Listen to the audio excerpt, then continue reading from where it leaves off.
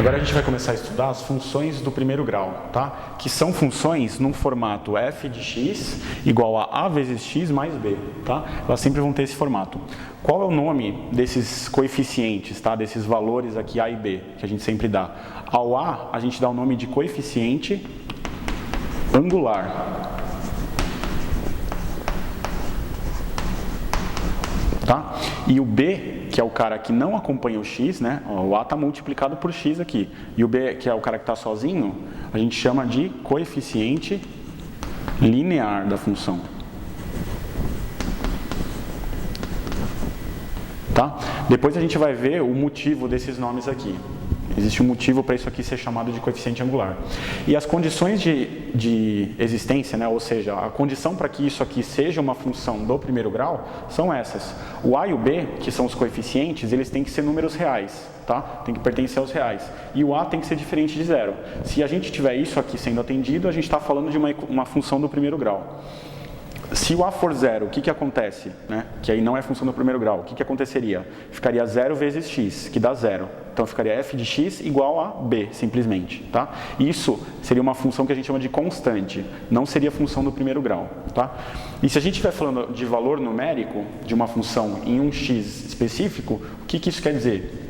Se f de x é igual a vezes x mais b, se eu quero calcular o valor numérico da função para um x igual a xi, eu vou substituir no lugar do x aquele xi que eu quero calcular. Então vai ficar, jogando, né, no lugar do x o xi, vai ficar o quê? F de xi vai ser igual a vezes xi mais b. Tá? Isso aqui é o valor do f de x para o ponto x. Vamos para alguns exemplos, então, onde a gente vai, né, dada determinada função, determinar o a e o b dessa função, verificar se ela é uma função do primeiro grau ou não, e encontrar o valor de f de 2 e f de menos 1 para cada uma delas. Tá? Primeira, f de x igual a 5x mais 4. Aqui, para a gente identificar o a e o b, a gente vai lembrar que a função, no formato geral, ela é assim, f de x igual a x mais b. Tá? E aí, por comparação, a gente verifica que o a é 5, nesse caso, né, que é o termo que está multiplicando o x, então a igual a 5, e o b é 4, ele é o termo sozinho, ou a gente chama também de termo independente. Tá? Então, coeficiente angular 5 e coeficiente linear 4. Ela é uma função do primeiro grau?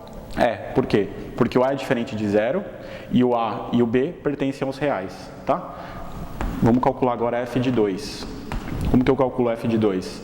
Substituo no lugar do x o 2 na função. Tá? Então vai ficar 5 vezes 2 mais 4.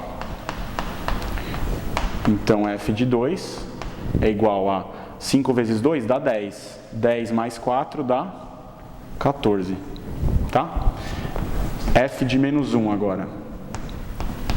No lugar do x, eu vou jogar o menos 1.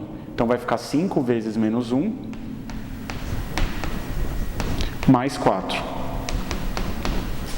Portanto, f de menos 1 é igual a 5 vezes menos 1 dá menos 5. Menos 5 mais 4 dá menos 1. Então, f de menos 1 é menos 1, tá? Segundo exemplo, f de x igual a menos x mais 7. Aqui, de novo, a gente vai fazer por comparação, para determinar o a e o b.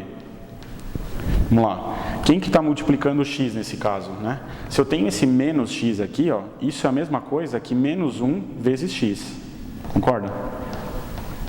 Só que no lugar do menos 1, eu coloco só o sinal de menos lá. Então, o a, nesse caso, é menos 1. Tá? E o b, ó, mais b é igual a menos 7, ou seja, o b é igual a menos 7. Tá? É uma função do primeiro grau? Sim. Né? A diferente de zero e a e b pertencem aos reais. Vamos lá, f de 2 dá quanto? Vai ser menos 2, deixa eu voltar para o que a gente tinha antes aqui, tá?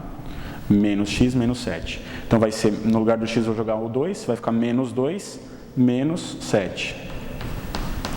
Então, f de 2, menos 2 menos 7 dá menos 9, tá? E f de menos 1, no lugar do x, vou jogar o menos 1. Então, vai ficar menos 1, menos 7. Então, f de menos 1 é igual Aqui vai ficar menos 1, fica mais 1, tá? Mais 1 menos 7 dá menos 6.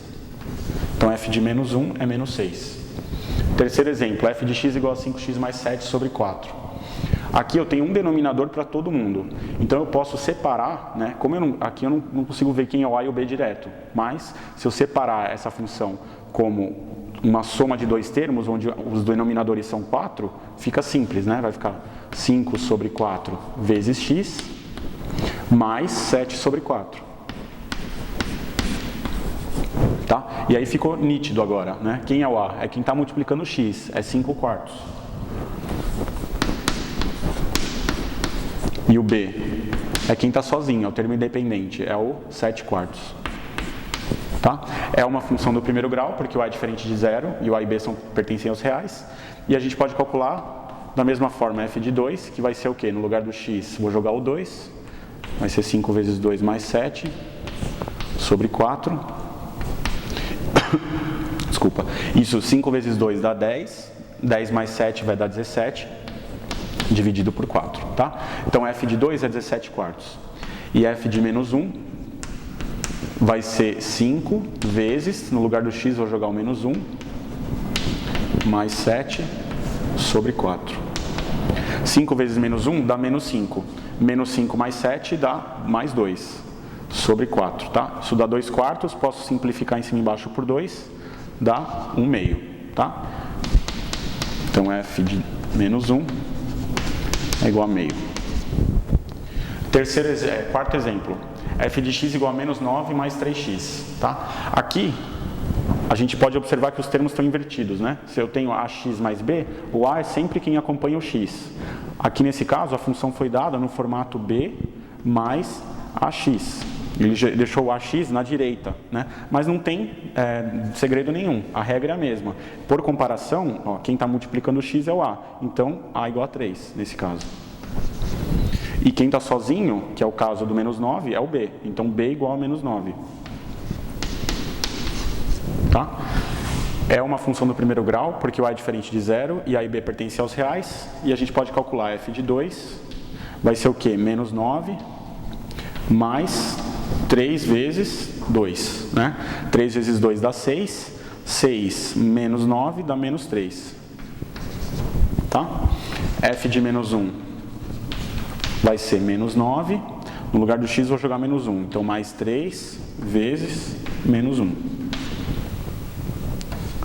3 vezes menos 1 dá menos 3, menos 3 menos 9 dá menos 12. Então, continuando com mais dois exemplos, vamos lá. F de x igual a menos 8x. Quem que é o a e b nesse caso? Aqui tá estranho, né? Só tem um termo. Tem algum problema? Não. Na verdade, o b está lá, só que na verdade o valor dele é 0. Né? A gente escrever aqui, ó, ax mais b. Para que isso aqui seja igual a isso, eu teria que ter o que aqui? Mais 0, né? Então, o a nesse caso é quem está multiplicando o x, que é o menos 8. E o b nesse caso é 0. É função do primeiro grau? É, porque o a é diferente de 0 e o a e o b são números reais. Apesar do b ser 0, não tem problema, tá atendendo às condições. Então é função do primeiro grau, tá? F de x, vamos lá, calcular f de 2. F de 2, eu vou jogar o 2 no lugar do x. Então vai ser menos 8 vezes 2 mais 0, né? Aqui nem preciso colocar, vai menos 8 vezes 2. Então f de 2 é menos 16. Tá? E f de menos 1 é igual a menos 8 vezes, no lugar do x, menos 1. Então, f de menos 1 vai ser igual a menos 8 vezes menos 1, que dá mais 8. Tá legal? Último exemplo, f de x igual a 5. Nesse caso, ó, quem que está aqui? É só o b, né? O a sumiu. Eu vou ter o quê? Ó? Mais a vezes 0. Mais a vezes x, desculpa, no formato geral, né? É a mesma coisa que eu escrever aqui, mais 0 vezes x, então, né? Porque aqui eu não tenho nada. Então, o a nesse caso é 0, e o b nesse caso é 5. Isso aqui é uma função do primeiro grau, pela definição que a gente tem? Não. Por quê? Porque o a é igual a 0, tá? O a tem que ser diferente de zero para ser uma função do primeiro grau. Isso aqui é o que a gente chama de função constante, né? Por quê? A gente vai ver agora. Vamos calcular f de 2. Como que eu calculo f de 2? No lugar do x, eu substituo 2. Se a minha função é simplesmente f de x igual a 5, eu tenho onde substituir x? Não. Ou seja, f de 2 vai ser quanto? Vai ser 5. E o f de menos 1 vai ser quanto?